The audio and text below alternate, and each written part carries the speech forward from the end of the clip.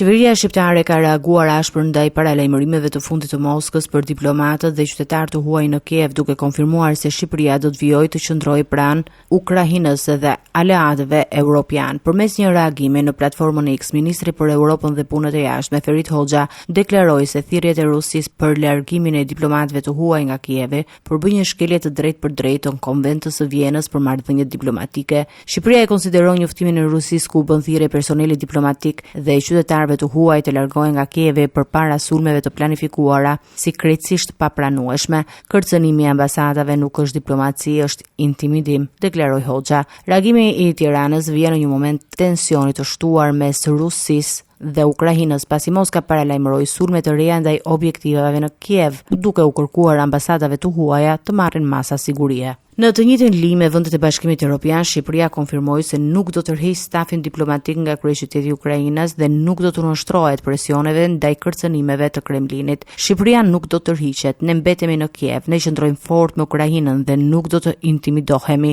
Ai shtoi gjithashtu se zgjidhja e konfliktit nuk mund vijojë përmes përshkallëzimit ushtarak, por vetëm përmes negociatave reale dhe përfundimit të luftës. Përgjigjja për këtë luftë nuk mund të jetë më shumë luftë. E vetmja rrugë përpara se të jepet fund të një lufte që nuk duhet të kishte filluar kurrë dhe të ketë angazhim në negociata të vërteta, u shpreh Hoxha. Sipas kryediplomatit shqiptar, qëndrimi i Tiranës është bërë i qartë edhe ambasadorit rus në Shqipëri, duke konfirmuar se vendi mbetet në të njëjtën linjë me partnerët euroatlantik në mbështetje të Ukrainës.